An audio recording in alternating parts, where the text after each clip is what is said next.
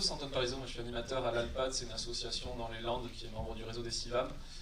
Et ce qu'on a fait cette année, ça va être un peu plus concret, ça va plus vous parler. On a testé la méthode BioFunkTool pour voir justement la santé de nos sols dans les Landes, à la demande des agriculteurs. D'où c'est venu, on a un GI2E sur l'agriculture de conservation depuis 3 ans maintenant, et moi les agriculteurs, ce qu'ils me posaient comme question, c'est il faut qu'on fasse des analyses pour savoir si nos sols sont en bonne santé, qu'on mesure un petit peu comment ils vont. Et moi ce qui me gênait dans cette demande, c'était que à chaque fois on fait un prélèvement dans un sol, et on l'envoie dans un laboratoire, et on ne sait pas qu'est-ce qui se passe comme analyse. Donc ça me dérangeait un petit peu, merci.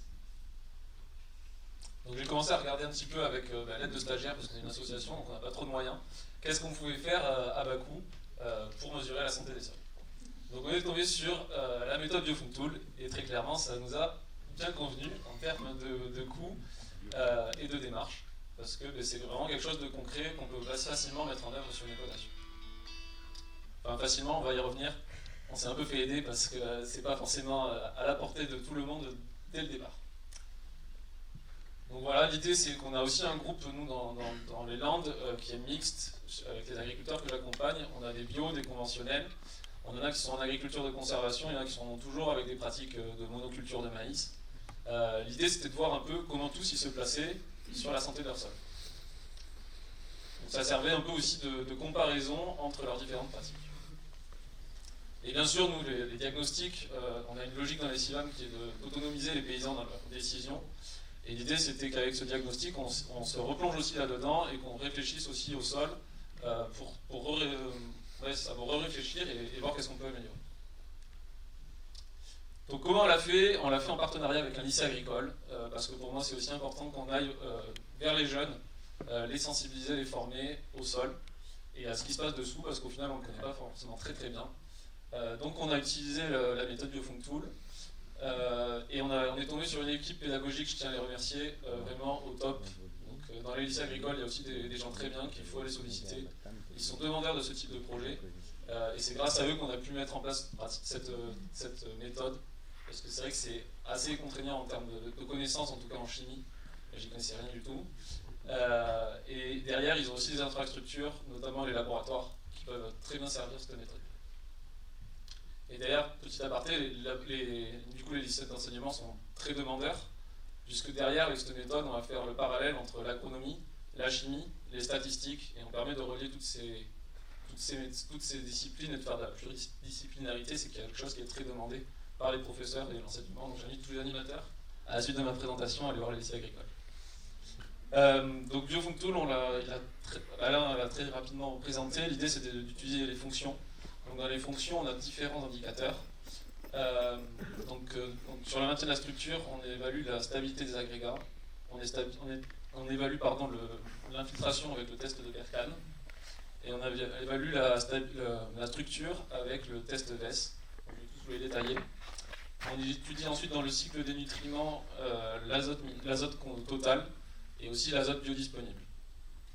Dans la dynamique du carbone, on va utiliser le test du POX, le test des bêta-aminas et le test du Situresp. Donc ce matin ça a été présenté, le stack test, pour tester la stabilité des agrégats. En quoi ça consiste? C'est des petits tamis sur lesquels on va mettre des agrégats, et ensuite on va les plonger dans l'eau, et on va les tremper comme ça, pour voir combien de temps, à quel niveau ils vont résister à cette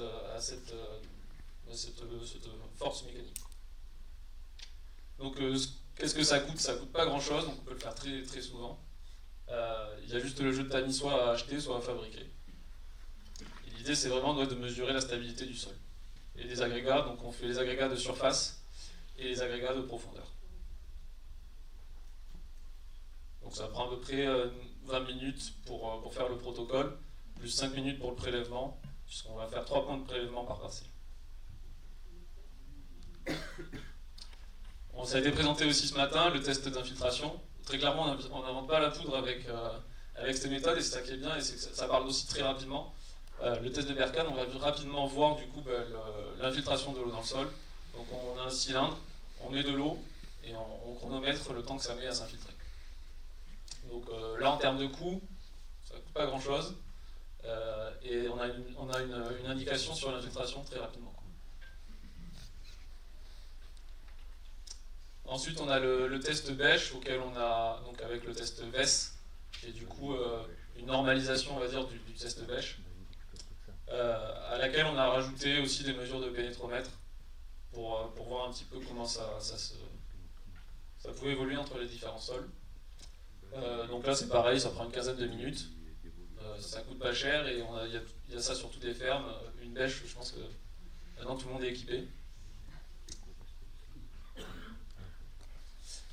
Sur la deuxième fonction, c'est le cycle des nutriments. Là, c'est un peu plus complexe. On vient en fait positionner des membranes dans le sol qu'on va laisser une quinzaine de jours. Ces membranes, elles sont chargées et elles vont se charger avec les ions et on va mesurer en fait l'azote qui est réellement biodisponible. Ces membranes, en fait, elles vont mimer l'action d'une racine. Donc là, c'est un peu plus cher. Je crois qu'on en avait pour une dizaine d'euros de réactifs et 200 euros pour les 60 membranes qui sont réutilisables. Après, en termes de temps, donc il fallait charger les membranes au laboratoire en amont, les positionner et ensuite les doser au laboratoire. Donc c'est là où avoir un laboratoire de chimie, ça peut être intéressant. Ensuite, sur la dernière fonction, la dynamique du carbone, on a fait il y a encore 3 autres indicateurs. Celui-ci, c'était le test des bait lamina. En fait, c'est un test du slip normalisé. Moi, je trouve que ça parle plus comme ça. En fait, c'est des petites membranes qui sont remplies de matière organique, des petites languettes qui sont remplies de matière organique. Et en fait, on va les positionner pendant 15 jours dans le sol et on va voir combien de trous sont consommés par les micro-organismes. Donc ça, par contre, c'était celui qui coûtait le plus cher, paradoxalement, pour du plastique. Ça coûte une petite fortune, ces petites languettes, c'était, je crois, plus de 3 euros l'unité. Mais sinon, on peut les réutiliser chaque année en les rechargeant avec du substrat de matière organique. Donc pareil, le plus long après, c'était vraiment de compter les trous qui étaient consommés. Donc c'est bien d'avoir des stagiaires ou des étudiants. Ensuite, le test du POX, qui a été rapidement présenté aussi ce matin. L'idée, c'est de mettre du permanganate de potassium et de mesurer l'absorbance qu'on peut avoir sur le sol pour mesurer du coup le pool de carbone labile qu'il peut y avoir dans le sol. Là aussi, ça prend un peu de temps, on met à peu près une trentaine de minutes par parcelle. Et en termes de coût, on n'est que sur une dizaine d'euros de consommables. Et après, par contre, il faut posséder un spectrophotomètre. Et là, c'est un peu plus onéreux, mais les lycées agricoles sont bien équipés aussi. Ensuite, on avait un indicateur sur la respiration microbienne. L'idée, c'est de prendre un échantillon du sol, de mettre une cuve avec un substrat, un réactif, et de mesurer l'absorbance à T0 et à T24 heures, pour voir combien de dégagement de CO2 est produit par le sol, et du coup de voir quelle est l'activité microbienne du sol. Il y a un petit exemple, on voit que la cuve change de couleur. Change de couleur en fonction du temps d'incubation et de l'activité microbienne. Donc là c'est pareil, c'est un peu de temps en amont pour préparer les petites cuves. Et après sinon c'est prendre du sol, le tamiser, remettre la cuve au spectrophotomètre. Donc ça prend pas beaucoup de temps non plus en tant que soi. Et en termes de coût c'est pareil, on est sur une dizaine d'euros de réactifs et un spectrophotomètre. Donc en pratique, nous on l'a mis en place 2 fois cette année.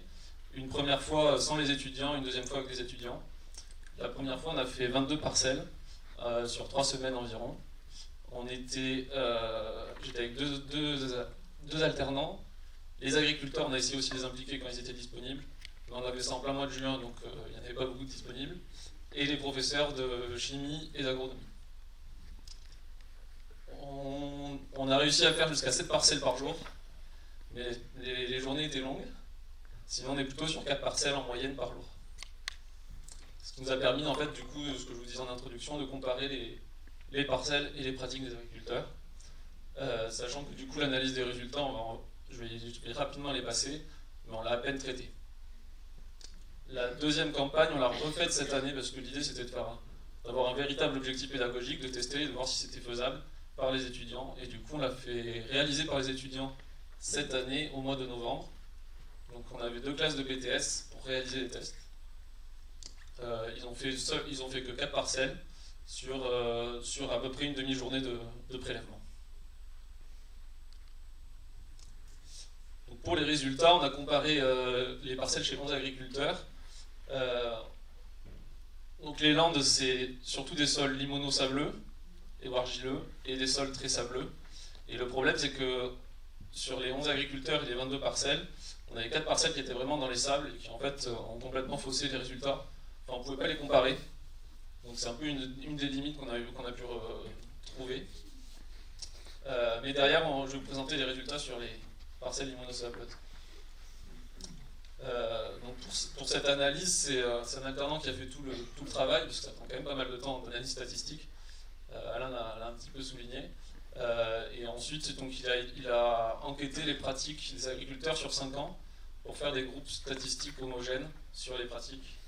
Après, ce qu'on avait demandé aux agriculteurs, c'est d'avoir une bonne et une mauvaise parcelle dans l'enquête. Et l'idée, c'est qu'on revienne dans la suite du travail pour voir avec eux l'analyse plus fine de la parcelle avec de comparaison des parcelles. Donc voilà ce que ça peut donner en termes de résultats entre les différents groupes que j'ai évoqués tout à l'heure. Donc monoculture, un groupe sur la prairie, un groupe de bio et un groupe en agriculture de conservation, donc avec chimie. On voit que les résultats sont assez homogènes et assez similaires pour tous, au final. Mais ils sont variables selon les fonctions. Par exemple, en bio, c'est l'azote qui va pêcher. Et en fait, du coup, vu qu'il y a un indicateur qui mesure un stock d'azote, et bien, du coup, il était inférieur en bio par rapport aux autres systèmes.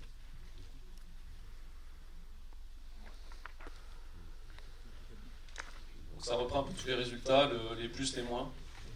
Je ne vais pas plus détailler que ça, si ça vous intéresse, on vous fera passer le rapport d'étude. Nous, notre objectif, c'est vraiment de poursuivre l'analyse des résultats. Donc pour ça, il y a un nouvel alternant qui est arrivé dans notre association, qui est caché dans la salle. L'idée, c'est de construire en fait un outil de décision et de plan d'action en utilisant la comparaison de parcelles. Donc on a réalisé des petits rapports individuels et l'idée, c'est de co-construire les résultats avec les agriculteurs. Donc la partie commentaire, c'est de la construire vraiment lors de rendez-vous individuels avec les agriculteurs et de dire toi, tu as l'historique de la parcelle, sur la stabilité des agrégats, qu'est-ce que tu en penses? Est-ce que tu penses que cette parcelle était mieux que celle-là et pourquoi? Et qu'est-ce que tu pourrais faire pour améliorer ta pratique ou la stabilité sur cette parcelle? L'idée, c'est aussi du coup d'aller sensibiliser les étudiants, les agriculteurs sur le territoire pour qu'ils s'intéressent à la santé des sols. Et ensuite, c'est de continuer ces analyses dans le temps et dans l'espace, donc de faire de nouvelles parcelles et de le faire plusieurs fois dans l'année.